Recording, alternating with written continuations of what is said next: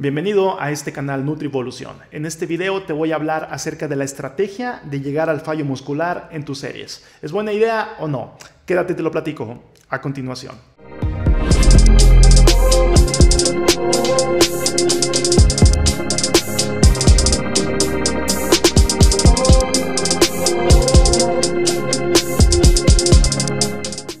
Llegar al fallo muscular, ¿buena idea o no? En este video te voy a hablar acerca de 5 puntos que tienes que considerar si quieres implementar esta estrategia dentro de tu esquematización de entrenamiento. Pero antes de comenzar con estos 5 puntos, cabe destacar y les tengo que recordar que llegar al fallo, así como los tiempos de descanso entre series, son variables que si bien son importantes, pero no son tan importantes o tan relevantes como otras variables dentro del mundo del entrenamiento. Variables como cuáles, bueno, periodización, frecuencia, intensidad y volumen.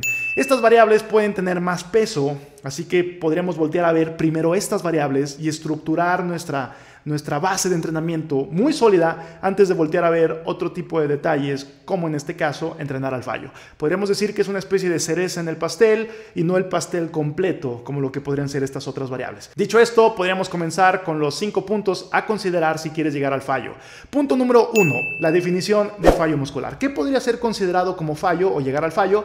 Bueno, en el mundo del gimnasio se considera como llegar al fallo al hecho de que estás haciendo en determinado ejercicio cierto número de repeticiones y llega el punto en el que ya no sale bien una última repetición, en el que ya no puede salir de forma efectiva esa repetición.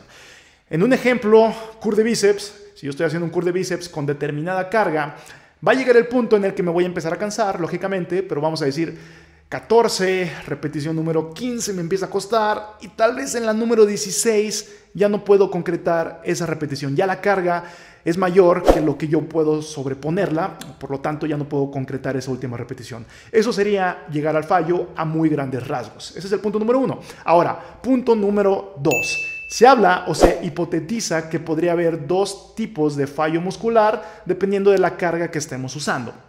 En el primer caso, estaríamos hablando de cargas más pesadas o no tan alejadas de tu 1RM. Y en el segundo caso, estaríamos hablando de llegar al fallo con cargas mucho más ligeras o más alejadas de tu 1RM. ¿Cuál podría ser la diferencia? Bueno, en el primer caso, cuando estamos hablando de cargas más cercanas a tu 1RM o más pesadas, vamos a decir tal vez como 12, 15 repeticiones como máximo antes de llegar al fallo. Se habla de que este tipo de falla se debe a la fatiga de las fibras musculares. Entonces hay una fatiga de todas las fibras musculares y por lo tanto ya no podemos concretar una última repetición.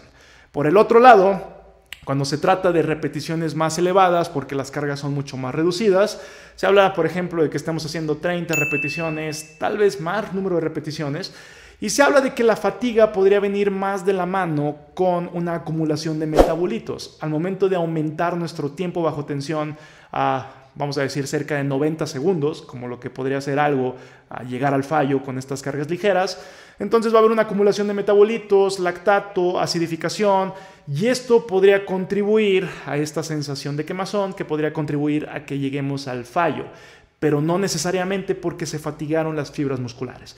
Entonces se hipotetiza que podría haber 2 mecanismos distintos y que ambos podrían tener sus implicaciones muy específicas de cada uno de ellos. Y bajo este sentido, las implicaciones prácticas de qué diferencia pudiera haber, les traigo este primer artículo a cargo de Mitchell, en donde comparó a un grupo que hacía fallo con cargas del 80% de su 1RM y el otro grupo que iba al fallo con cargas del 30% de su 1RM. Y básicamente concluyó que no hubo diferencias significativas en las respuestas de hipertrofia que generaron ambos grupos. Sin embargo, este otro artículo del 2007 a cargo de Jeffrey nos menciona que es un método más efectivo llegar al fallo con cargas más elevadas que con cargas ligeras. Y este tercer artículo que les traigo con respecto a este punto, a cargo de Brad Schoenfeld, nos dice en el 2015 que tanto cargas elevadas como cargas pequeñas llevadas al fallo ofrecen una respuesta similar en la hipertrofia, pero, sin embargo, las cargas mayores pudieran tener mejores efectos sobre la fuerza. Así que, en pocas palabras, parece no haber tanta diferencia entre una u otra, digas entre cargas grandes para llegar al fallo o cargas más ligeras al llegar al fallo, en cuestión de hipertrofia. pero pudiera haber ciertas diferencias en cuestión de fuerza, siendo más efectivas las cargas pesadas. Aspecto a considerar número 3, ¿cuáles podrían ser los potenciales beneficios de llevar nuestras series al fallo? En este sentido, se habla de que cuando nosotros comenzamos a hacer una serie, las primeras repeticiones van a abarcar un reducido número de unidades motoras y un reducido número de fibras, y que las últimas repeticiones, o que mientras más repeticiones vayamos haciendo, más unidades motoras y más fibras musculares se van a empezar a reclutar. Entonces se habla de que al momento de llegar al fallo, no solamente estamos reclutando todas las unidades motoras, dígase todas las fibras musculares, sino que también las estamos fatigando, ya que aquí se propone de que no solamente es cuestión de reclutarlas, las fibras, sino que también es cuestión de fatigarlas. Ahora, tiene bastante lógica el hecho de pensar que llegar al fallo ocasiona una fatiga de todas las fibras musculares. Sin embargo, se habla de que no es necesario tener que llegar al fallo para poder fatigar todas las fibras musculares, tal como lo indica este estudio a cargo de Sundstrup, en donde básicamente encontró que repeticiones de 3 a 5 en reserva, digamos 3 a 5 repeticiones antes de llegar al fallo, también se manifiestan en una fatiga de las fibras musculares que se puede manifestar en una óptima hipertrofia muscular. Y de igual forma, este metaanálisis y revisión sistemática concluyó que no hay diferencias en las ganancias de fuerza entre llevar tus series al fallo o no.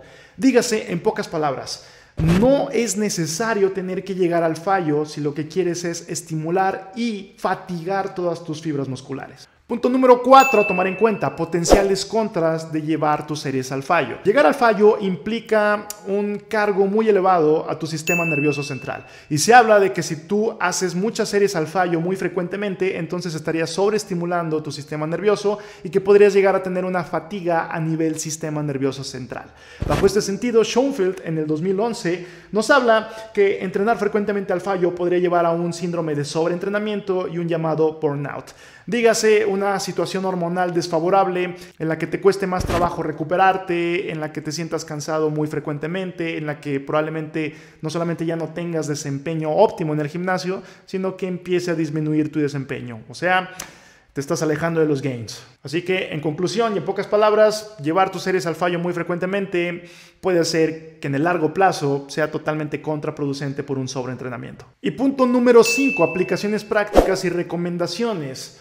Si bien llegar al fallo puede tener ciertos beneficios, por ejemplo, crear un mayor estrés metabólico, por ejemplo, estimular fibras que probablemente no estés estimulando mucho o no estés fatigando mucho en tu esquematización de entrenamiento, pudiera haber ahí ciertas cosas que pudieran ser efectivas. Sin embargo, los potenciales contras pudieran ser mayores que los potenciales pros que pudieras tener. Dicho esto, dentro de una periodización, dentro de una esquematización bien estructurada de tu entrenamiento, llegar al fallo en ciertos momentos en específico yo lo podría ver como una buena herramienta. Repito, dentro de un contexto, de una estructura sólida, llegar al fallo pudiera ser buena idea. Por ejemplo, ciertas veces, muy esporádico en ejercicios multiarticulares, podrías buscar llegar al fallo, o más frecuente en ejercicios aislados, en donde las demandas a nivel sistema nervioso son menores, por lo tanto podría ser más bondadoso con la frecuencia de cuántas veces podrías llegar al fallo en ejercicios aislados, sobre todo si son en máquinas. Por ejemplo, un curl de bíceps en máquina, o por ejemplo, extensiones de tríceps en polea con cuerda, o por ejemplo, extensiones para cuádriceps, o por ejemplo, curl de femoral acostado en máquina. Estos ejercicios podrían ser más utilizados en series al fallo, repito, dentro de un esquema estructurado, pero que no causan tanta demanda a nivel sistema nervioso y que podrían ser, pues, buena idea implementarlos de vez en cuando para crear un mayor estrés metabólico. Dicho esto, es importante tener una esquematización y con base en eso podrías ya determinar, y tu recuperación, podrías ya determinar cuántas veces podrías ir al fallo o no. Pero a muy grandes rasgos no es necesario y puede ser una estrategia que muy de vez en cuando puede ser útil, lejos de lo que algunos podrían creer que es algo que es indispensable y que todas sus series tienen que ser llevadas al fallo siempre. Las demandas a nivel sistema nervioso de esto serían muy elevadas y los contras serían mucho más elevados que los pros. Dicho esto, yo me despido de este video, no sin antes recordarte que puedes dejar tu comentario aquí abajo, estructures bien tu rutina de entrenamiento y ahora sí, vayas y levantes esa barra.